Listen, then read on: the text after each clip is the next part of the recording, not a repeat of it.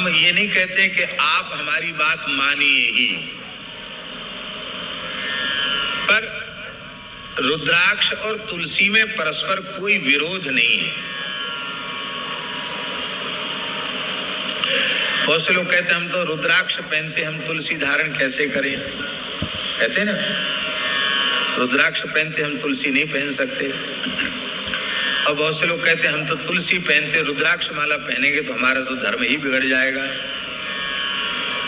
पूज्यपाद धर्म सम्राट स्वामी करपात्री जी जो परम गोभक्त थे, वे रुद्राक्ष माला भी और तुलसी माला भी दोनों ही निरंतर धारण करते थे।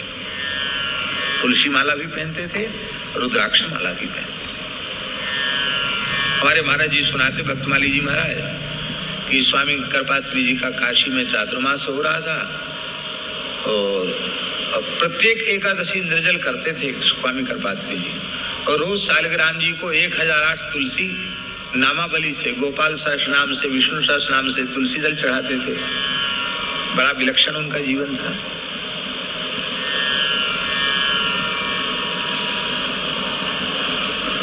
तो किसी ने कह दिया स्वामी करपात्री जी के बारे में कि वो तो, अरे करपात्री जी शुद्ध सन्यासी थोड़े ही हैं, वो तो आधे वैष्णव हैं। तो कुछ लोग भिड़ाने वाले होते हैं। तो उनमें से किसी व्यक्ति ने स्वामी जी के पास ये बात पहुंचा दी कि महाराज उन संत को तो आप बड़ा आदर देते हैं, और वो तो लोगों के बीच में कह रहे थे कि करपात्री जी कोई सन्यासी थोड़ी, शुद्ध सन्यासी नहीं है, वो तो आधे वैष्णव हैं। तो स्वामी करपात्री जी उठे और सीधे उन संत की कुटिया में पहुंच गए। काशी की घटना है। और हाथ जोड़कर बड़ी विनम्रता से, चातुर्मास्य में वो संस्कृत ही बोलते थे, संस्कृत में ही उन्होंने कहा कि हम तो अपने को पूर्ण वैष्णव मानते हैं, आपने हमको आधा वैष्णव कैसे कह दिया? तो वो आधे वैष्णव हम क्यों हैं, आप कृपा करके बता दो तो हम उस अधूरेपन को मिटा दें, हम पूरे हो जाएं। क्योंकि वैष्णव निष्ठा पूर्वक तुलसी धारण करता, हम तुलसी धारण करते हैं। वैष्णव निरंतर नाम जप करता है, हम ये प्रयास करते हैं कि जगने से सोने तक निरंतर नाम जप करें। और वैष्णव एकादशी में निष्ठा रखता, हम प्रत्येक एकादशी निर्जल करते हैं। वैष्णव सालग्राम पूजन करता, हम नित्य सालग्राम पूजन करते हैं। तो कौन सी बात आपने न्यून देख ली जो हमको आधा वैष्णव कह दिया? हम तो पूरे वैष्णव। बोलो भक्तवत्सल भगवान की। बाबा आपने नाम सुनो है वो जटिया बाबा का। ठाकुर श्री विजय कृष्ण गोस्वामी गौड़ी परंपरा के श्री अद्वैताचार्य प्रभु के वंशज थे। आचार्य वंश में उनका जन्म हुआ था और बड़ा विलक्षण जीवन चरित्र है।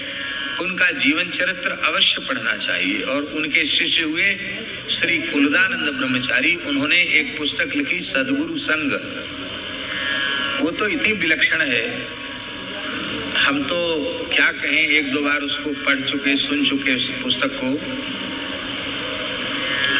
ऐसा निश्चल निष्कपट शिष्य हो तो उसके कल्याण में संदेह नहीं है।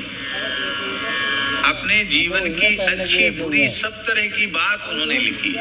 कुलदानंद ब्रह्मचारी इतनी ईमानदारी से डायरी कोई लिख नहीं सकता जैसी ईमानदारी से उनकी डायरी ही है वो सद्गुरु संग।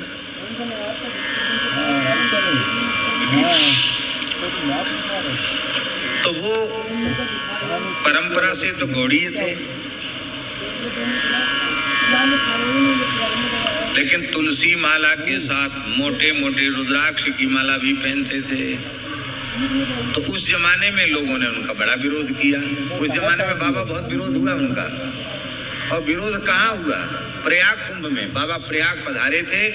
वहाँ लोगों ने कहा कि इनको मनवाओ, नहीं तो ये इतने बड़े महापुरुष होके मनमाना करते हैं, नहीं तो इनको समाज से बहिष्कार करो इनका।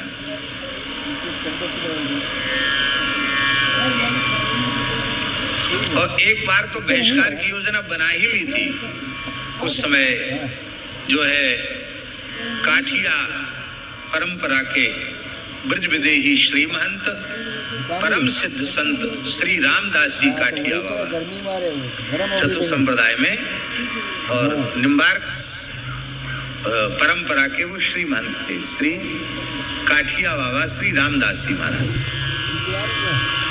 तो रामदास जी महाराज ने कहा, उस समय विरोध केवल रामदास जी ने किया था। रामदास जी ने कहा कि देखो तुम लोग उनको समाज से क्या बहिष्कार करोगे, वे वैष्णव जगत की शोभा है, साधु समाज की शोभा है, ऐसे महापुरुष के कारण ही हम लोगों को रोटी मिल रही है। और तुम जानते हो तुम उनको कुंभ से बाहर करोगे और भगवान तुमको अपनी नजर से बाहर कर देंगे। ठाकुर जी प्रियतम तुमको नजर से बाहर कर देंगे। क्यों? काठिया बाबा ने कहा था हम उनको साक्षात शिव रूप मानते हैं। क्या कहा था?